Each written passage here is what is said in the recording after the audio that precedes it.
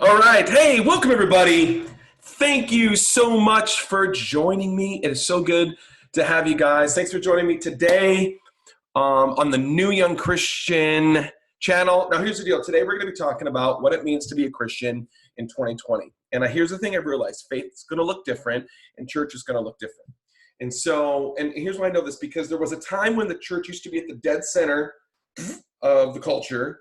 Everything was kind of wrapped around church, like 40s, 50s, 60s, all that kind of stuff. And then 70s, 80s, 90s, we began to see in 2000s, obviously, we see that the church is, instead of being at the center of culture, it is a lot more peripheral. And so today, we're going to be looking at some of these, of what it means to be a Christian today, and kind of unpacking a little bit of what it really means to be a new young Christian.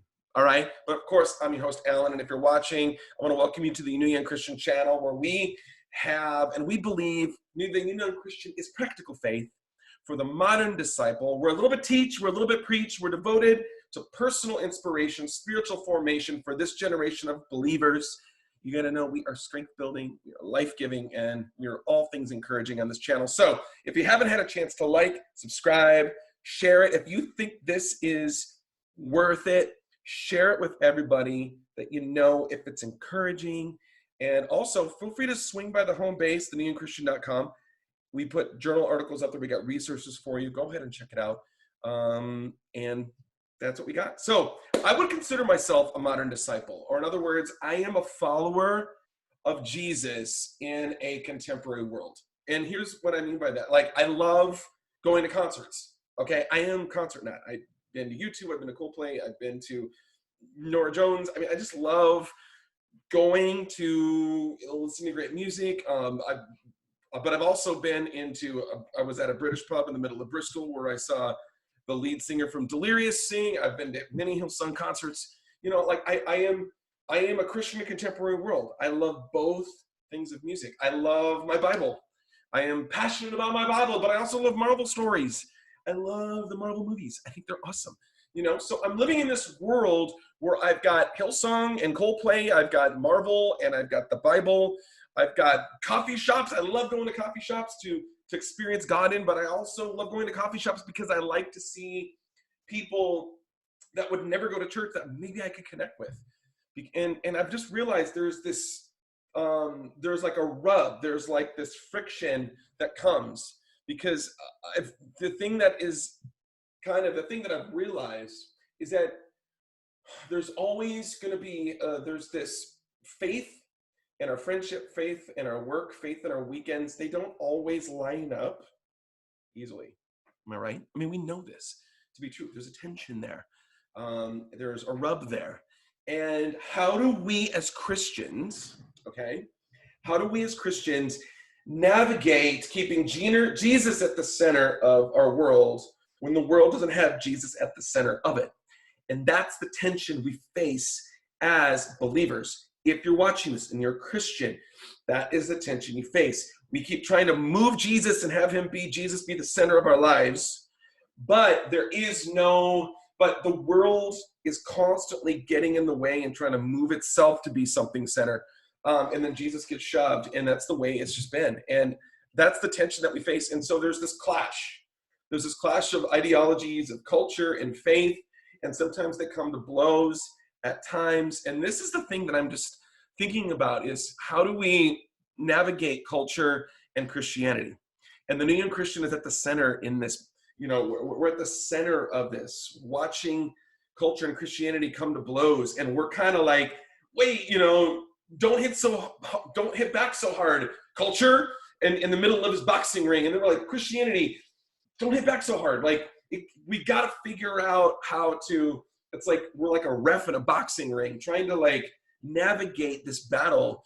And I've just come to realize this, that's why, and that's, as I'm watching this battle go to play, I'm realizing this, and I'm like, okay, how in the world do we have a genuine faith, a thriving faith, a living faith, a followership, a following Jesus unction to us, when it seems like everything else is trying to resist it, and we're caught in the middle of this tension. And so that's why we built this discipleship platform. It's called the New Young Christian, and it came from me. It's kind of the home base of everything that we're putting together, and it came from just when I was in a spot where I was examining. I'm a pastor. What does it look like to disciple nowadays? What does it look like to be influential? What does it look like to share your faith? What does it look like to be able to have my Bible open in a coffee shop, and are people walking by scowling at it, or are they interested in it?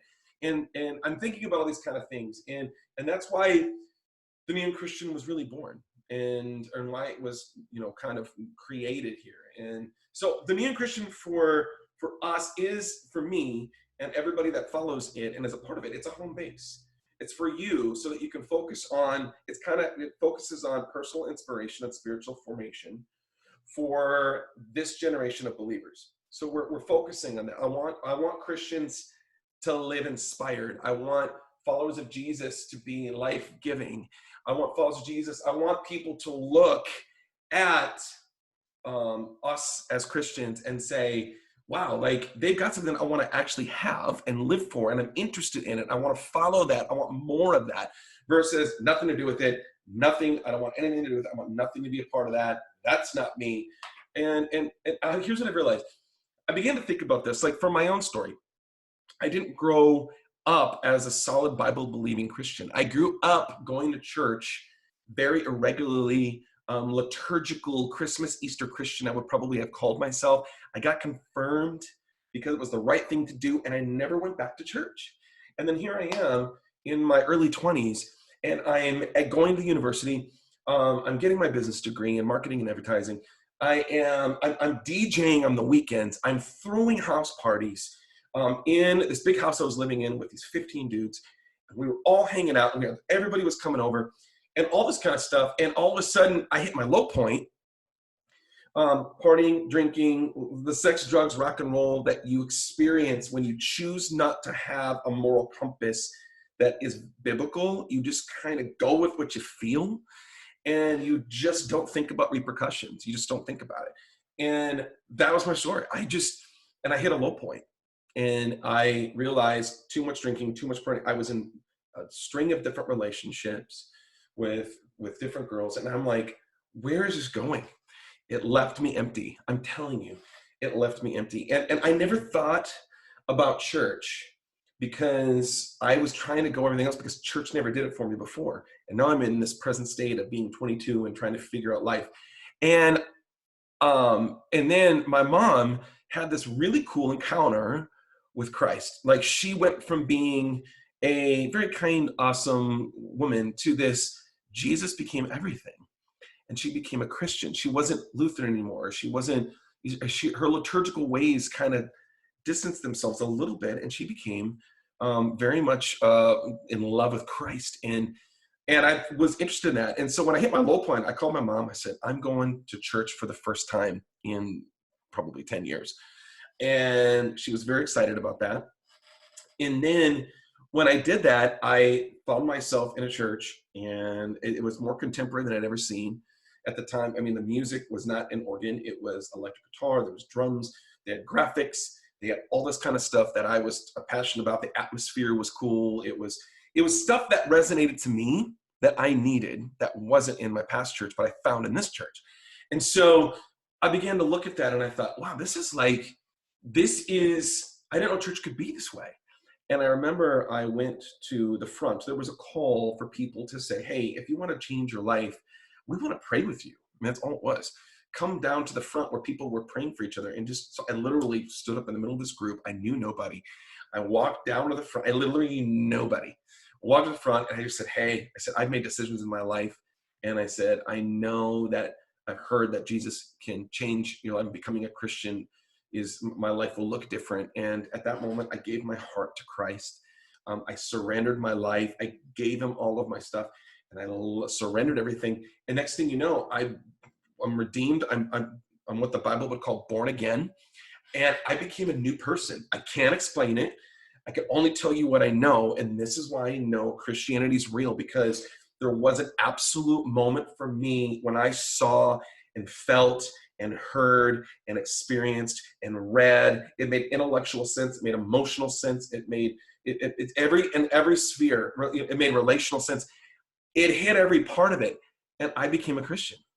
I became this Christian that I never thought it would be, because, and part of it's because I saw church and I saw Christians and I was not into it. And here's why. Here's why I say this, because I feel like here's what I thought. I thought that when you became a Christian, you lost all sense of fun, excitement, joy, passion, thrill of life. You traded it all in for the sad life that nobody really wanted to be in, but you knew you had to, because if you didn't, you'd be punished for it by God. And there was this whole thing that I was focusing on in this. And I noticed it, and I always focused on those things. And I'm like, why am I focusing? It's like, I don't want anything to do with that. Well, now I'm this Christian. And so I thought, well, that means Alan is going to cease being fun. I'm definitely not going to be hype anymore. I'm definitely not. It's almost like if my personality was like a Maserati. And when I came to the cross of Jesus, where I'm supposed to surrender my life, here was the metaphor.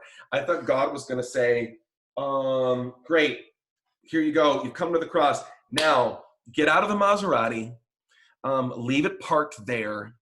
And I have a beautiful beige Ford Fiesta that you're going to have now, that you get to, this is your new life. Beige Ford Fiesta. Really?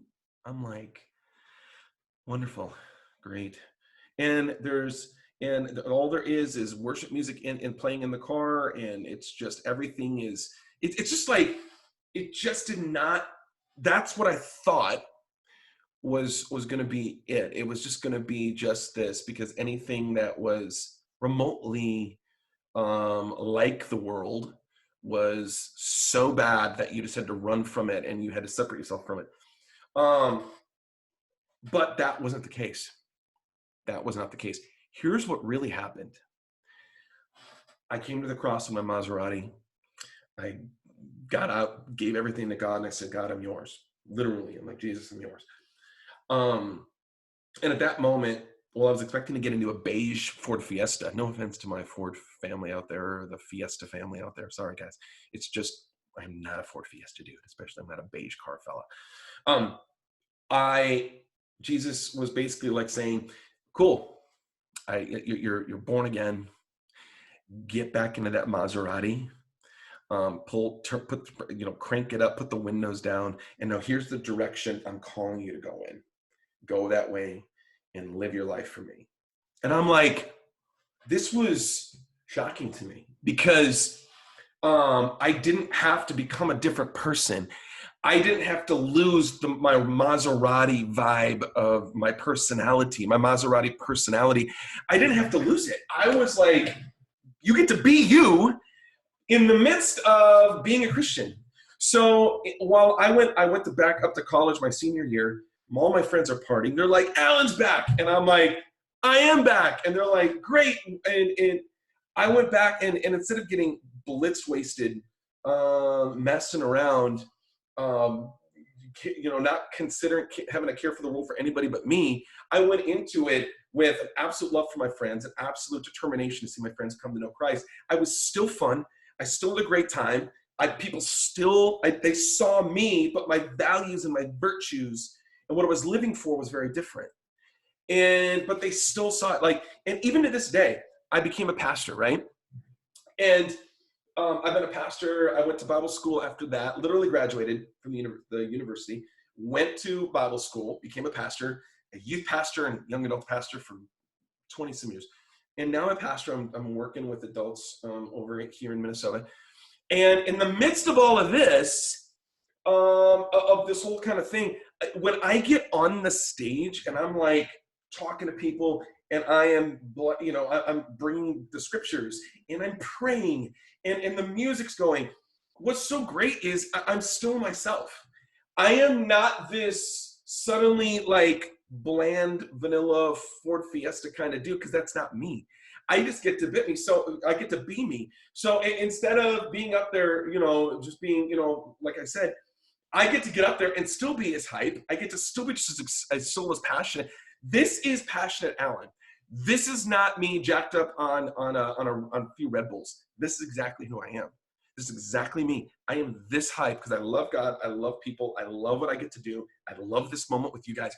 I get to be this, and because this is who I am. And so I get on a stage, and I get to, instead of calling people to to last call, I get to call them to and say, hey, come on, drink in God's worship today. Come on, 2 for 1s. Let's go. Drinking it.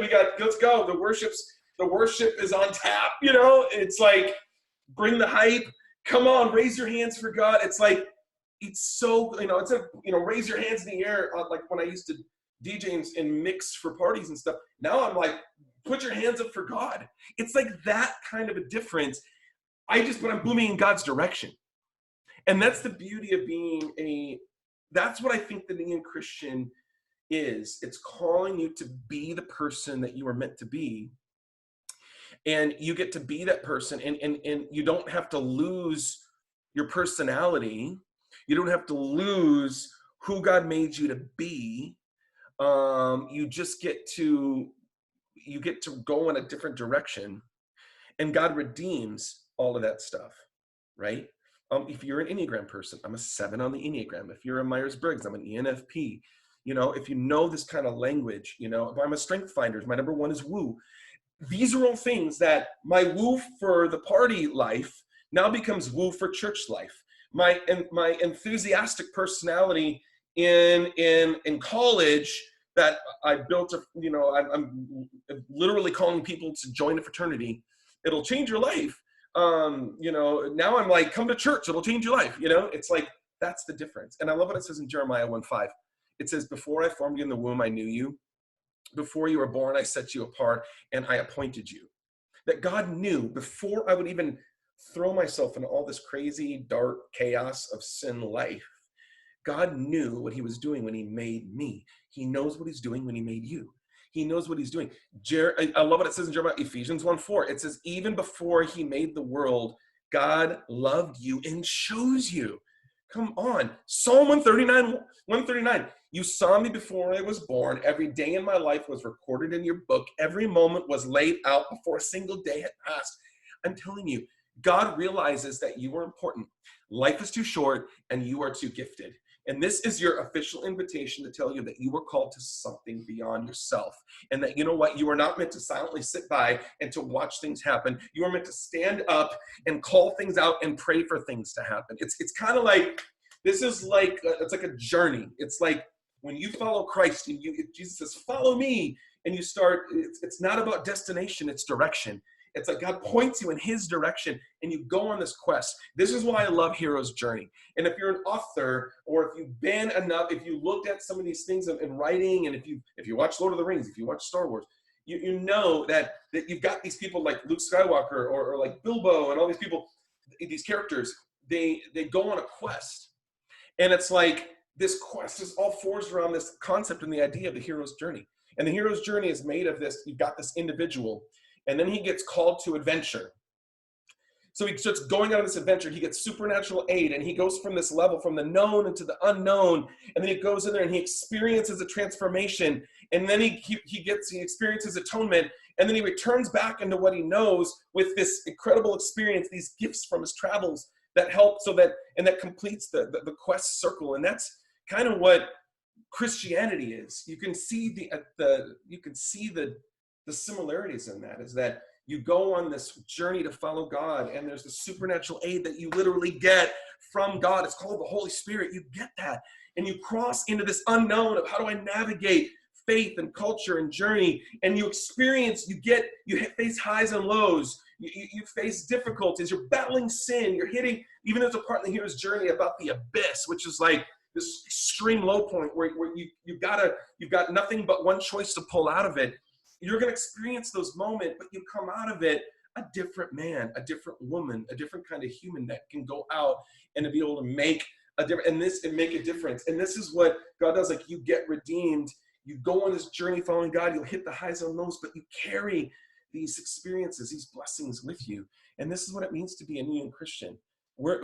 Neon Christians are this. They're this tribe of believers that are on this quest to be able to make a difference. And so here's what it is. I'll say it this way.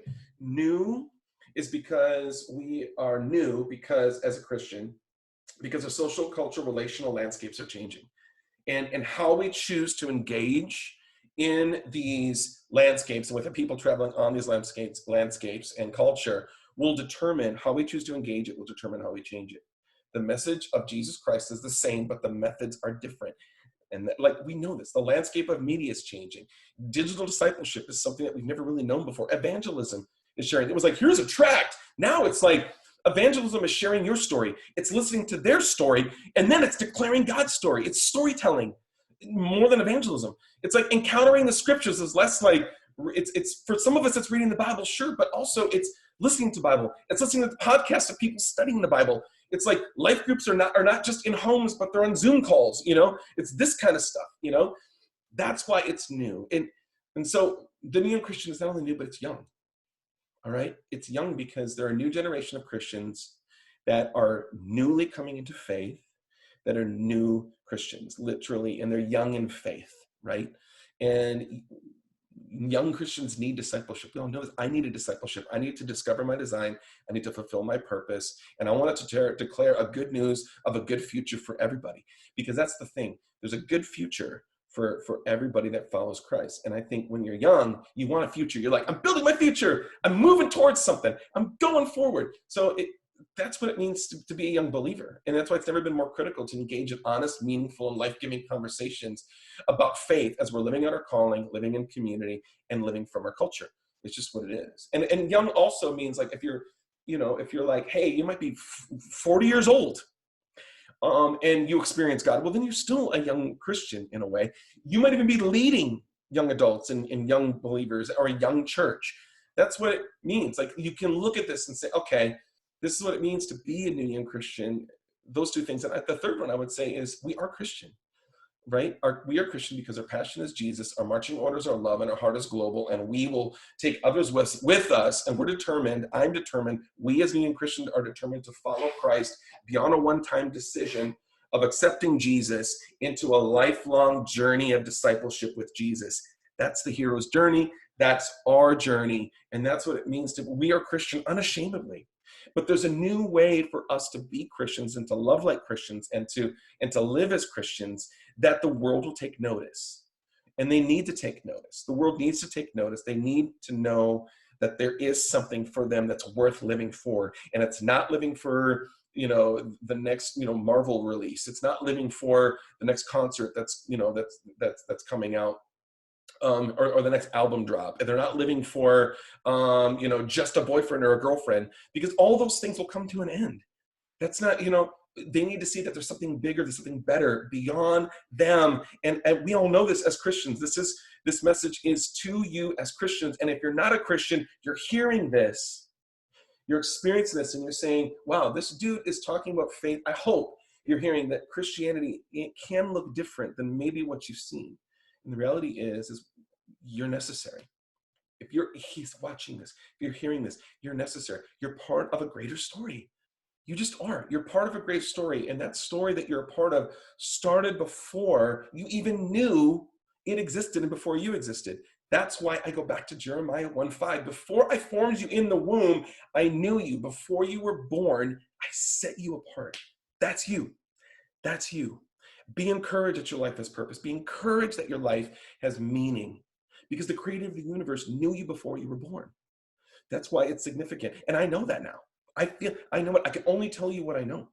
And I know that beyond a shadow of a doubt. And I've never been more satisfied, more content, more in love with my family, my kids, my God, my career, everything. It doesn't mean it's not hard, but it means that I'm content and I'm satisfied because there's something greater I'm living for, that I belong to, and I can feel the cradle, the holding. I feel like I'm in the cradle of the arms of God. He's holding me, and everything is held together because of what Christ has done. And so I just want to encourage you with that. Christianity is not what you think, or maybe it's not what you've seen. There's a new young Christian way to live that is life-giving, it's passionate, it's encouragement. Yes, there is conviction. Yes, there is elements where you can't just live your life free and do what you want. No, following Jesus means you'll lose your life. But the life that you gain is better than you thought.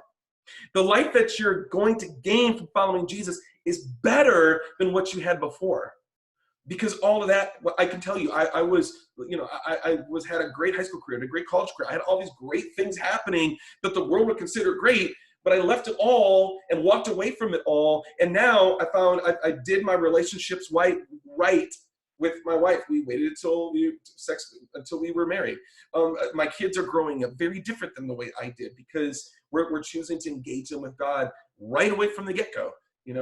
Our home is filled with worship, and you know what I mean? And it's a whole different thing than what I was used to, And so I'm just telling you, there's a new way to live, and it doesn't have to be beige Ford Fiesta. It doesn't have to be that. It's not supposed to be that. Unless you are a beige personality, then there's nothing wrong with that. You're not a Maserati fan. There's nothing wrong with that. Not everybody loves Maseratis. I'm just telling you, be who God made you to be. Lean into your identity. Your identity won't change. Your choices will. The decisions you make will. The direction you're heading in will. That's part of losing your life. And that's part of resisting sin, resisting the crap in the world, resisting all the temptations in the world. Because you can't just live your life like normal.